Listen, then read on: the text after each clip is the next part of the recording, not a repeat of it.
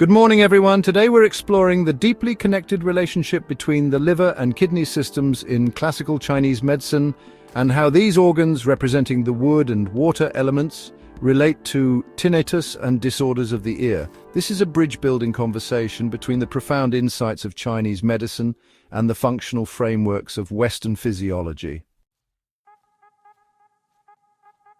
Let's begin with the liver, the wood element.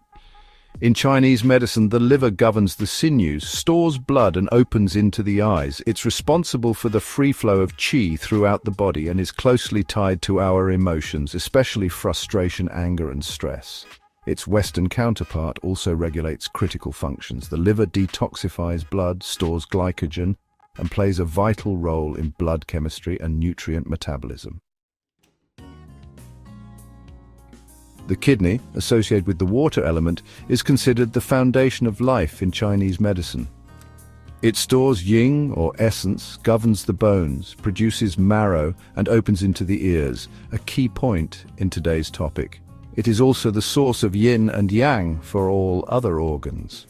From a Western view, the kidneys regulate electrolytes, blood pressure, and red blood cell production through erythropoietin, resonating with their Chinese role in essence and marrow. In Chinese theory, these organs are interdependent.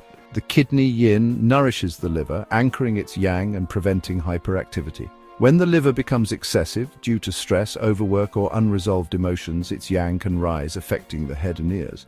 Conversely, when kidney essence is weak, it cannot nourish the brain or regulate auditory function, contributing to chronic or low-grade tinnitus. This connection is not merely poetic. From a biomedical perspective, the inner ear's hair cells, responsible for translating sound into neural signals, are highly sensitive to oxidative stress, blood supply, and neural health, all influenced by liver and kidney function. Tinnitus, or ear ringing, reflects various internal imbalances. In Chinese medicine, we often see three core patterns. 1. Liver yang, rising, high-pitched, acute, sudden tinnitus, accompanied by irritability, dry eyes, headaches. With a lack of water from the kidney, the liver wood element becomes dry and heats up. The liver is overactive. Its fire rises into the head, drying the ear tissues, making them less flexible. 2. Kidney essence deficiency, chronic, low, sometimes pulsatile tinnitus. A similar etiology but with less heat, accompanied by fatigue, lower back weakness, and night sweats. This is more constitutional, often aging-related. 3. Liver-kidney Yin Deficiency, a combination. High-pitched but chronic. The patient is often exhausted, anxious, dry-mouthed, with a red tongue and scant coating. Each pattern reflects a disharmony between the organs and helps guide treatment.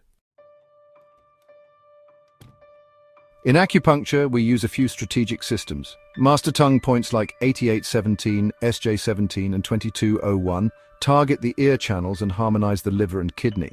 Scalp acupuncture, especially along the auditory zone, can neurologically reset sensory perception. Kiiko Matsumoto's system uses abdominal reflexes to assess kidney and liver imbalances before needling. On the herbal side, for liver fire we use formulas like Long Danzi Gan Tang. For kidney deficiency, formulas such as Zhuogui 1 or Longzuo Ci1 are classic. From the classical pearls line, consider water pearls for essence, nourishment, and ease pearls to calm ascending liver patterns.